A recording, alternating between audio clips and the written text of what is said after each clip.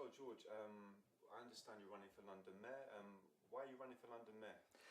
Well, London's only had two mayors. Both of them have been larger than life characters, big personalities, independent of the political machines. And I think that that's fitting, even though I don't agree with the current mayor, Boris Johnson. No one could say he was David Cameron's stooge or dog's body of any kind. So Labour had Ken Livingstone, the Conservatives have had Boris Johnson. Both of them interesting, even partly in the case of Boris Johnson at least, slightly comical, slightly comedic, but never a dull moment. And the last thing London needs is a dull mayor who's just a speak your weight machine for the political class. And I think when I saw the field, I thought there's a space here for an independent-minded person with a long track record in politics, with a lot of ideas, and the courage to stand up for them, and a bit more interesting than what was on offer. So I threw my hat in the ring, and it's been picked up by a very significant number of people. The bookmakers have got me as third favourite, and that's probably right, with 7 or 8 months to go. But sometimes the third favourite wins, like in Canada, where Justin Trudeau has just come from third place to win the election. How have you been received so far by the people in the places you've visited? What's been the reception? Well, there have been one or two surprises. I expected to be strong where I am strong amongst the minority ethnic communities who constitute 53% of the London electorate. So London is a city where the minorities are the majority. I expected to be strong in those communities because I've spent my life fighting for those communities. The pleasant surprise has been the number of people in communities that I would not have expected to automatically be warmly received, who are sick to the back teeth of the political class. They're not apathetic, they're apoplectic about the pathetic nature of that political class. They think that the Labour and Conservative choices are mediocre, second, third-rate choices. And they're coming up to me saying, I don't agree with everything you say, but I used to listen to you on the radio, or I watch you on YouTube, see you on RT on a Saturday, and yeah, I've got a real chance of getting their votes. So that's been a surprise, but the overall reception has been tremendous. Partly that's because I think I'm quite a strong candidate, but it's also partly because the other candidates are very weak. What's your view of the other main candidates in the race? Well, Zach Goldsmith is the Conservative candidate. He inherited a £700 million personal fortune from his father. Nice work if you can get it. He's a very nice person, a perfectly honourable person, to be honest. And if you want a £700 million heir to a personal fortune who went to Eton and Oxford and was in the Bullingdon Club with Boris Johnson and David Cameron, you couldn't get a better one than him. He's definitely better than Cameron and Boris Johnson, but he's in the same niche, that multi-millionaire niche, who've never had to worry about paying a rent, never had to worry about meeting their mortgage, never have to worry about a job, never have to worry about travelling second class or on the bus or on the underground. He's lived the life of the great Gatsby, and that just doesn't fit or square with the 8 million London voters who don't have the benefit of that kind of lifestyle. He's the number one candidate. He's the favourite at the bookies. The Labour candidate, it's almost a case of least said the better. He's entirely forgettable, even if you ever knew who he was in the first place. His name is Sadiq Khan. He flip-flops all over the place. His politics are way to the right of Jeremy Corbyn. He's in favour of trident nuclear weapons. He's in favour of austerity. He thinks Jeremy Corbyn's economic policy is, and I quote him, ridiculous. He accused Jeremy Corbyn and John McDonnell of encouraging terrorism in London by their stand on Ireland in the past and on Middle East issues today. It's a very, very serious charge to make against the leader of your own party, but that's what he did. But nobody much notices what he does because, frankly, he's a lightweight character. Obviously, he's my principal opponent because if I'm going to win, I have to come ahead of him. If I come ahead of him, I'm certain that enough of his voters will make me their second preference that could put me over the finishing line. So I'm out to demonstrate to voters on the centre, left and others of independent mind that I'm a better Labour man than the Labour candidate. I'm much closer to the positions of Jeremy Corbyn than the Labour candidate is. So if you like Corbyn, you kind of should vote for me. I just wanted to talk a little bit about, I was very surprised, and I think a lot of other people were, to see Sadiq Khan's comments about support for Palestinian resistance and independence. What was your take on the comments he made recently, just a few weeks back? Well, he equates the Palestinian resistance with terrorism. And this is completely unacceptable because it is the legal and the moral, but definitely legal, right of every occupied people to resist their occupier, to rise up against them. You're talking to me for Russia today. When the occupation captured parts of the then Soviet Union in the Second World War, the Russian partisans and Ukrainian partisans would have killed them with their teeth if they could, because they could not accept a foreign occupation of their country. And who would? Mr. Churchill promised the Nazis when they were at the Channel ports that if they crossed the English Channel and landed here, he promised them never-ending guerrilla warfare. He said, we'll fight them on the beaches, on the landing grounds, from roof to roof, from house to house, in the streets, in the hills. We will never surrender, he said. Well, that's what the Palestinians are doing. They're saying, we've been militarily occupied, illegally, brutally, for almost 50 years in the case of Jerusalem and the West Bank and Gaza, and much, much longer than that in other parts of Palestine. So to equate people rising up against foreign military occupation of their country with terrorism is wholly wrong, and he should never have done it. Do you think it's fair to say that London is an international city, and we had huge demonstrations last year also in support of Palestine? It seems like London really might be ready for a mayor who understands these international issues and can speak to a cosmopolitan London. Is that the kind of platform you're... It is. I mean, my main platform is on specifically London things, the policing of London, the transportation of London, above all, the housing situation in London. But London is a world city. It's a world-class, world-leading, world city. And so it kind of deserves a mayor who knows about the world and who's known in the world. And I think that my qualifications on that are better than the other two, by quite a long chalk, actually.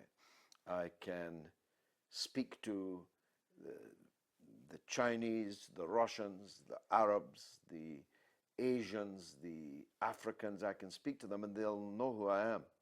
And I can set out London's attractions and London's stall in the world without having to, give a business card to say who I am. And I think that that's an advantage. But there's another side to that coin that your viewers may not have quite yet grasped. although people will be voting for a London mayor and they will be voting on London issues, they also have their own point of view on international issues.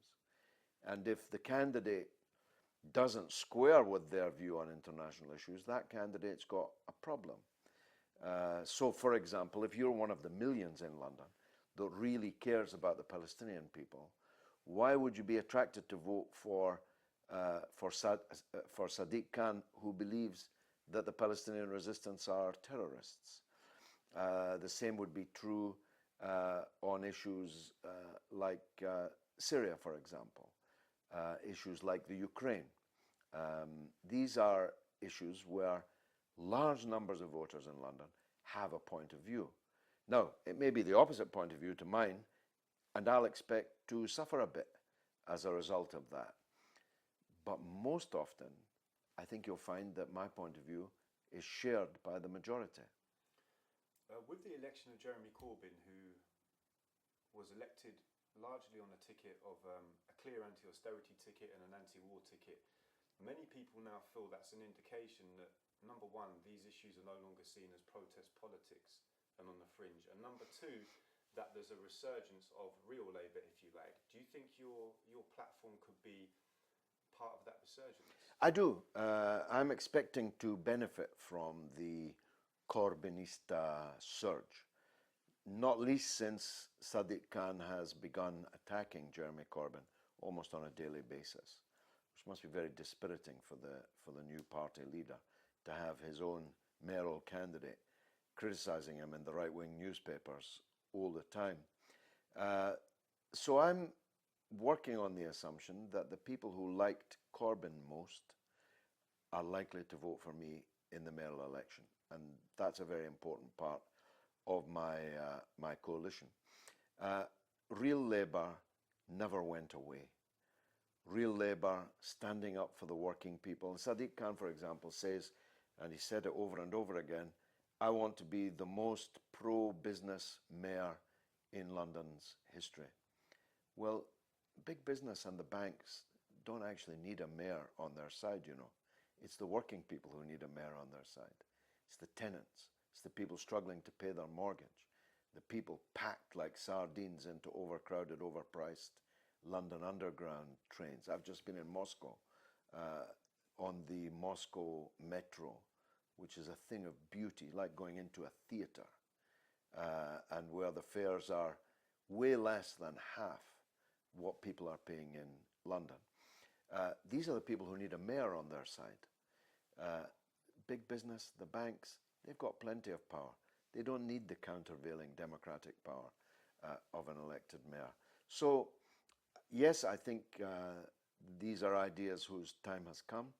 The zeitgeist, as Corbyn proved, is definitely with those who say enough austerity.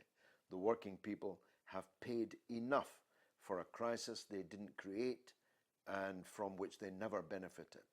Let the people who benefited and who did create it pay the price for it. We've paid enough. And so I think that austerity is coming to an end. It needs to be brought to an end. It needs to come to an end, to a stop with a jolt. And my election as London Mayor would certainly be quite a jolt. And just focusing on London for a minute, what are your main policy pledges to the people of London? What are the centrepiece policies, if you like, of your candidacy? You know, housing, the word crisis is bandied around a lot in politics.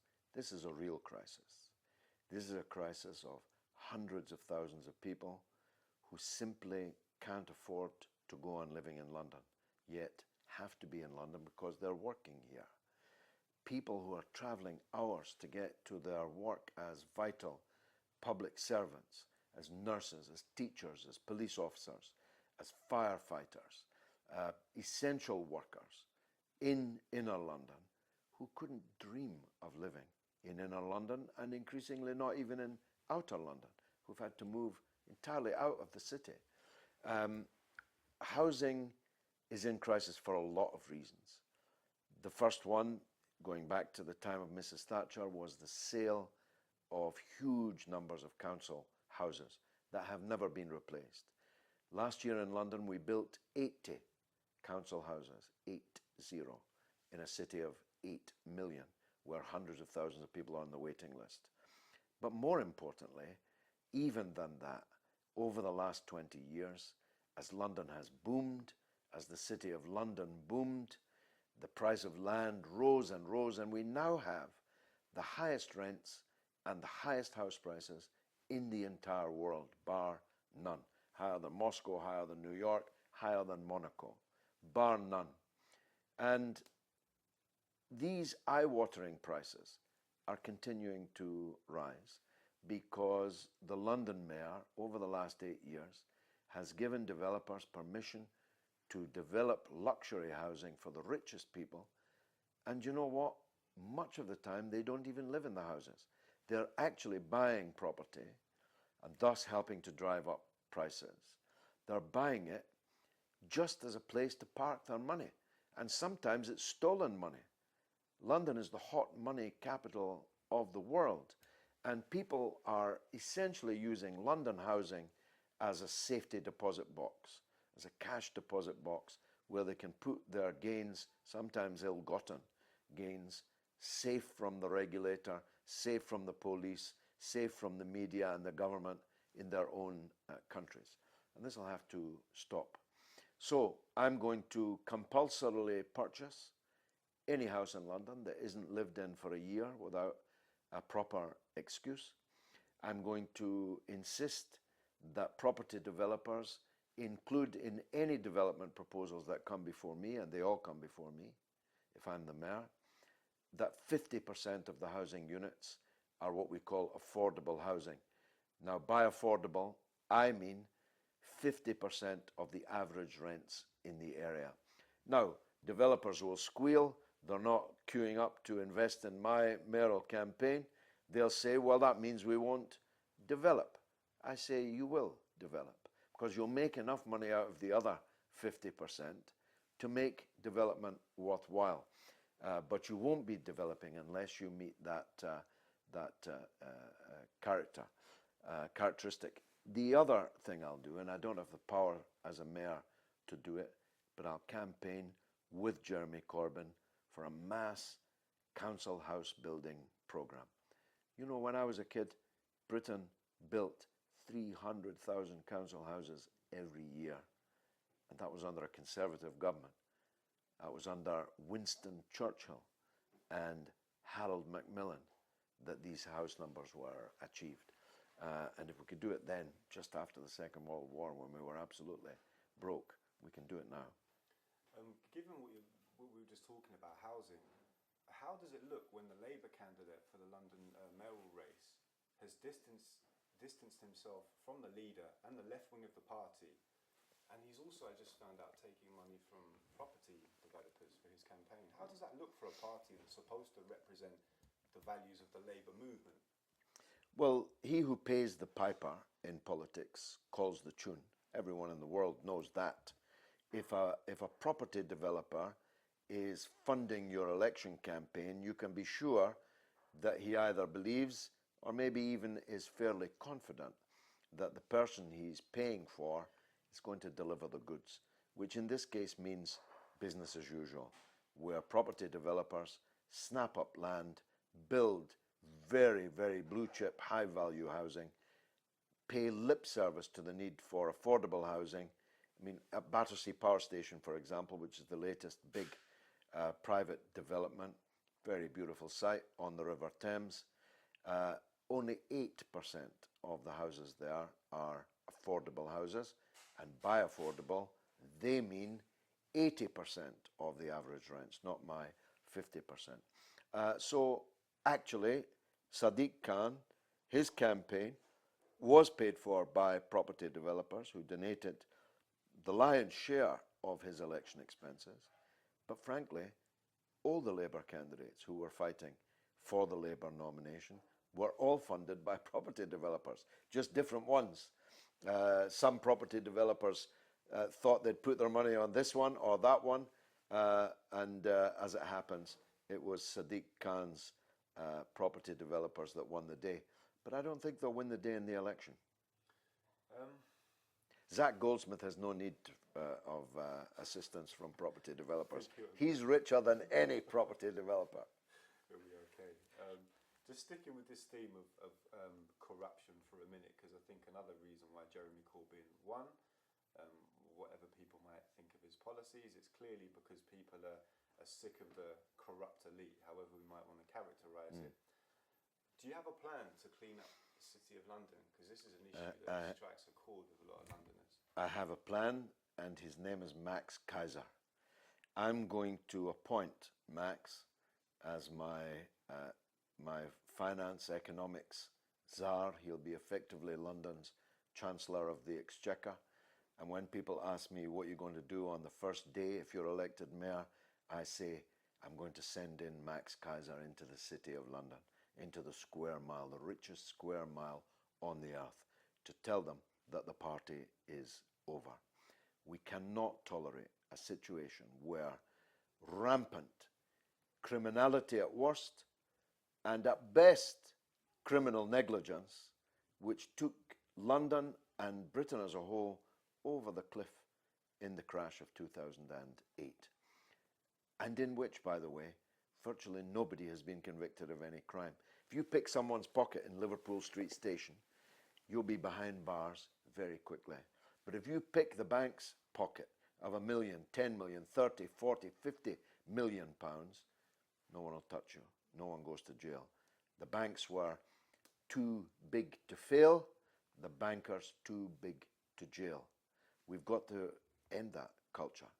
And so one of the things I intend to do is bring about a merger of the Metropolitan Police, which serves London as a whole, and the so-called City of London Police.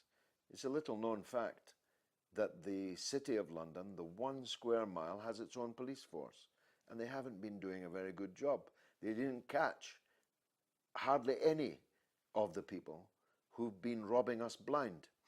And that's not acceptable.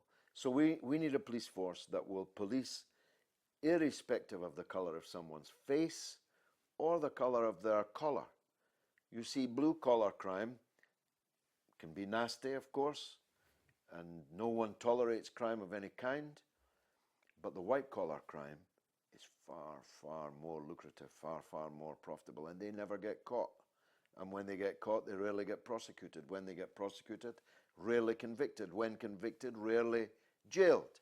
And that's what we intend to bring about an end to. So if any of your viewers have ever seen Max Kaiser on RT, on the Kaiser Report, you'll know just how fearsome a prospect unleashing Max on the city is going to be. And one of the other things I think people feel very strongly about is tax avoidance by big corporations. I mean, obviously as mayor, there'll be a limit to your power, but what would you use your bully pulpit, well, the bully pulpit will be one of the clubs that I shall use to name and shame these people, these companies, these corporations. But we're also looking with Max and his team of very smart young people who know about finance to the razor-sharp degree. We've got 1 or 2 surprises up our sleeve. For example, if you are, I don't know, let's call it Starbucks or Facebook or one of these other Topshop, one of these other big companies that make a lot of money in London but don't pay any tax. I think Facebook paid £4,000 last year in corporation tax, despite making billions of pounds in profits. Well, we'll look at ways in which we can financially penalise you.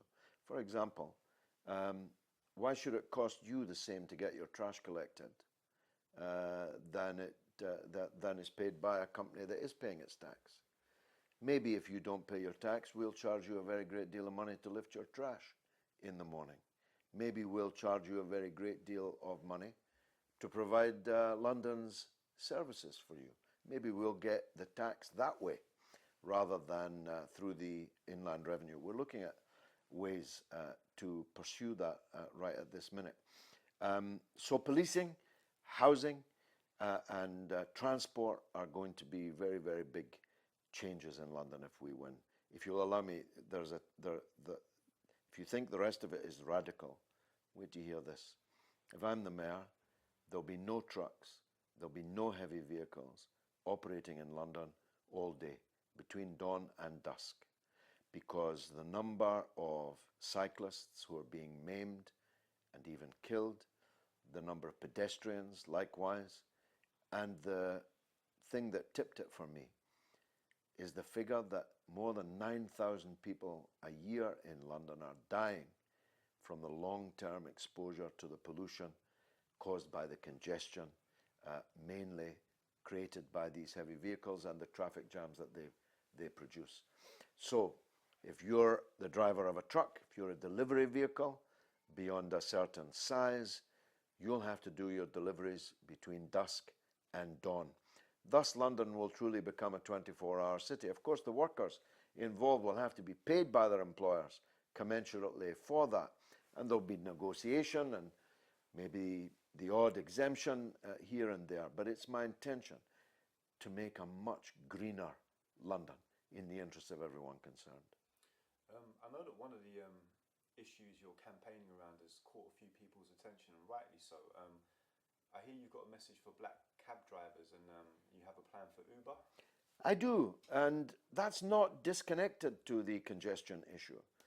One of the reasons why London streets are so congested is because everyone can declare themselves a taxi driver just by purchasing a phone app, not knowing necessarily a single street in London. You may have just arrived from the Czech Republic and get yourself an Uber app, and hey presto, you're a taxi driver. And tens of thousands are driving around with these apps saying that they're taxi drivers. If you add that level of congestion, of oversupply, to all these trucks and heavy vehicles and the cars that are there anyway, it's a real significant contributor to the pollution, to the accidents. Uber are terrible for accidents. And of course, you never know when you get into an Uber whether the car's insured. You don't know even that the person who turned up to pick you up is the person who had the app. And of course, you'll be charged what they call surge pricing. If it were to suddenly become very heavy rain outside now, it will be a different price to get an Uber car than it was half an hour ago when the weather was fine. If there's a tube strike, the fare will be 5 times as much as it was when there wasn't a tube strike. On holiday, I mean, it's a big mess, and Transport for London have contributed mightily to it. I believe that London cabs and the private hire businesses that have taken many decades to establish themselves are perfectly capable of providing the cab and private hire needs of London. Cab drivers are small businessmen, 25,000 of them. They study for 4 years the knowledge of London. They have a knowledge of London, and I believe a strength of character and a durability and dependability that Londoners can trust. And we mustn't allow them to be made extinct by an American tax-dodging multinational outfit called Uber. I wanted to shift gears just slightly a little bit, if I could. As London Mayor, I think a lot of people would be really interested in your view of the government's position on the refugee crisis, and specifically Syria, and now the involvement of Russia in the crisis. What's your view of the government's policy towards Syria, their role in exacerbating the refugee crisis, and now Russia's role in the conflict? Well, it is, first of all, distinctly un-Christian to go around the world bombing other people's countries and then slamming the door shut on the people who are fleeing from your bombs and the wars that you unleashed. And that's what these gallant Christian gentlemen who run the British government are doing exactly. I'm not in favour of mass influxes of refugees from Syria or anywhere else. I want them to go back to Syria. Syria needs these people there.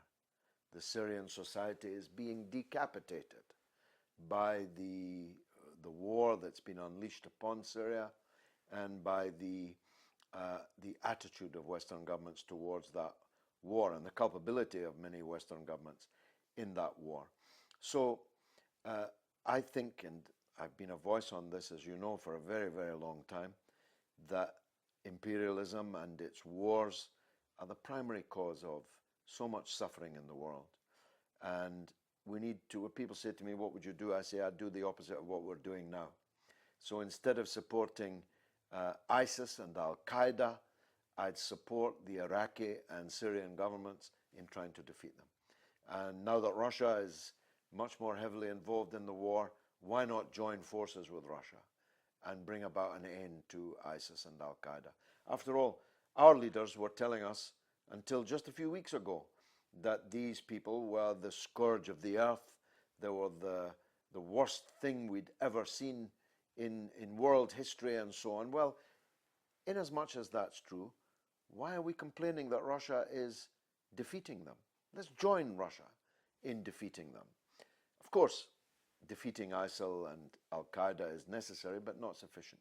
There are many other changes need to take place in the Middle East and amongst these dictatorships in the region. But defeating ISIS and Al-Qaeda, whilst not sufficient, is definitely necessary. I expect there will be a lot of debate about this, even though it's not, of course, a London matter. It's not something the mayor has power over.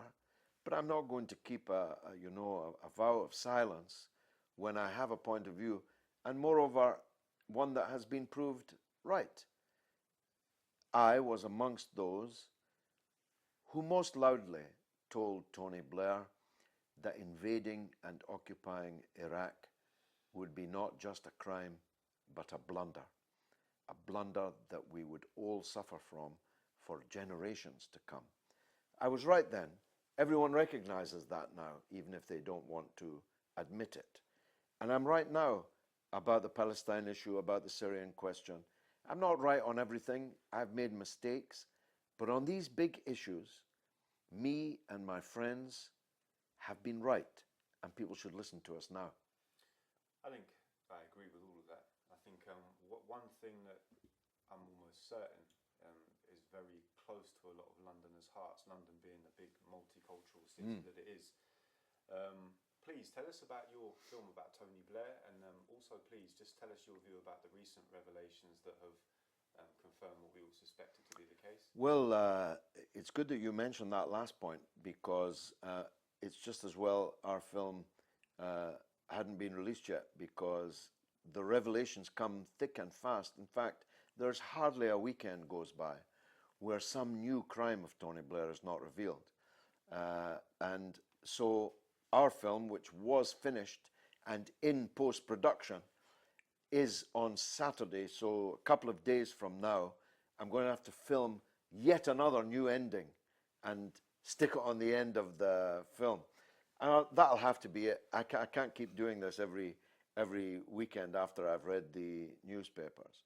We refer, of course, to the Powell Memorandum, in which I'm mentioned a couple of times, in which Powell is explaining to Bush that Tony Blair has signed up, guaranteed that Britain will be in the war, Britain will invade Iraq, Britain will occupy Iraq.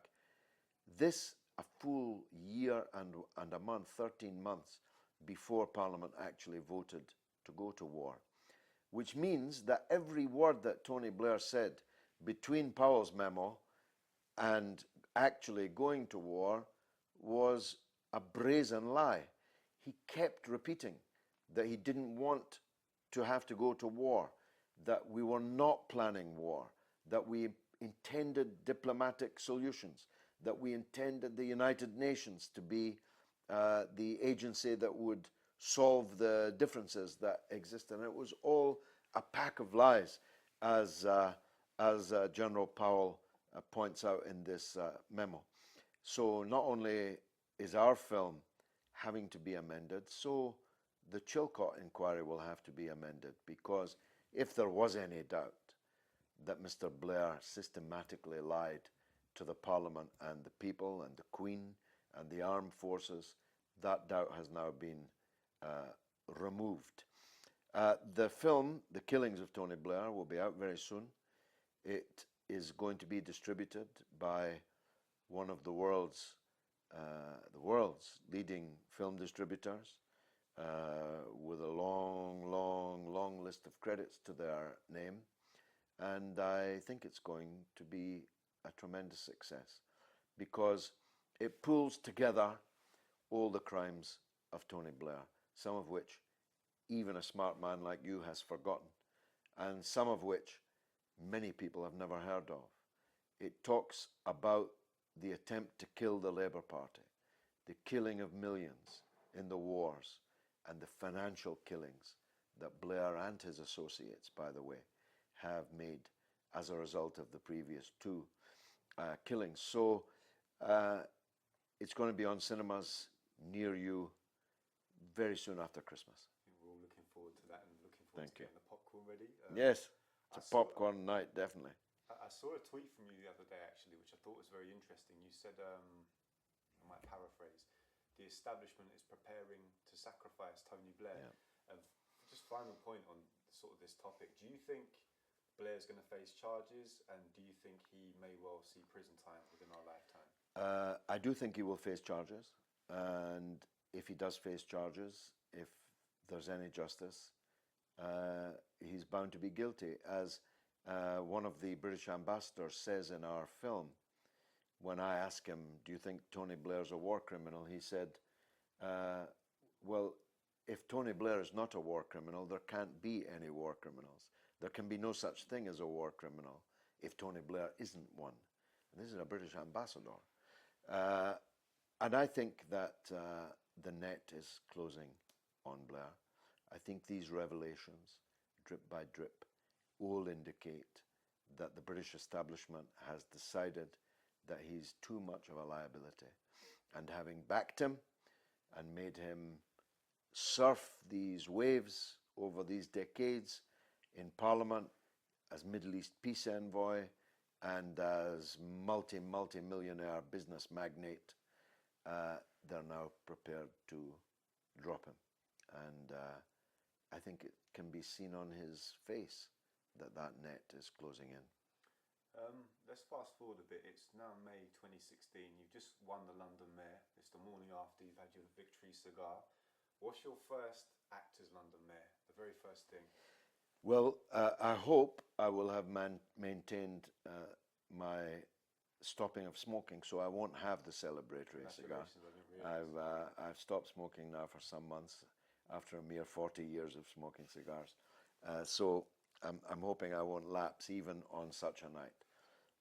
I'm serious. I will send Max Kaiser across to meet the Lord Mayor of the City of London, which is an honorary position but a powerful one, to see the aldermen, and I'll be meeting at the same time with the Commissioner of the Metropolitan Police.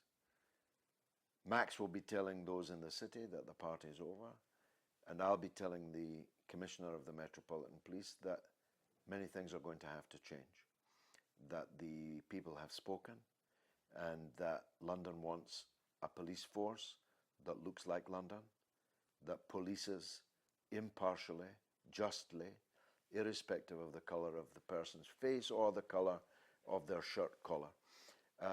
That'll be a double action. Max will be over the road in the city. Sometimes, you know, some people think I'm quite radical. Max is much more radical than me. I'll have to stop him from dragging these city types down to the Tower of London and strapping them to the Traitor's Gate. I'm against capital punishment, so we'll have to stop short of that. Yeah, okay. Final couple of questions, if I may. Sure. What's your message? 40 minutes. Oh, well, okay, so it won't be too much longer. This is obviously RT viewers are going to be watching this. What's your message, given that they're watching this, what's your message to the government And what's your message to the Labour Party? Well, the Labour Party should return to its first principles. It should expel Tony Blair and Jack Straw and Alistair Campbell and all those that dragged us into the mess of Iraq. It should stick to the politics that have been enunciated by its new leader, which achieved such a tremendous mandate in the summer of 2015. And if they do that, up against George Osborne, my money would be on Jeremy Corbyn. Don't forget, it won't be Cameron next time. It'll probably be George Osborne. And between now and then, we'll probably have a downturn in the British economy, maybe a severe one. So by the time 2020 comes along, the Tories will be very damaged goods. George Osborne is David Cameron minus, and Jeremy Corbyn can beat him. But people have to have the courage of their convictions and stick to the course. My message to the government would be, as Cromwell said in dismissing the Long Parliament centuries ago, in the name of God, for all the good that you have been doing, go now. Just go. Perfect. And perhaps if you want to, do you want to do a quick piece to the camera just to sort of sound Yeah. of, Yeah. Let me just 5, 4, 3. Britain's had enough of government by the millionaires, for the millionaires. It's time the millions took up the power. The 99% who are cruelly exploited by the 1% who can only do it so long as they can fool enough of us to keep them in power. That's why David Cameron's still in Downing Street. I hope his days are numbered. Perfect. If, and I hope Jeremy lasts the distance, which I think is going to be tough, rather than Osborne, do you not think Boris Johnson, he's clearly got his eye on the... Well, it depends on the economy. If the economy tanks, then Osborne's shares go down. If they avoid another recession, then it'll definitely be Osborne. But you're right, if there's a full-scale recession in 2017, 2018, especially if it's 2018, then Cameron and Osborne will sink together, and Boris Johnson might be the choice. It's either Johnson or it's Osborne. I'm hoping, frankly, it's Osborne.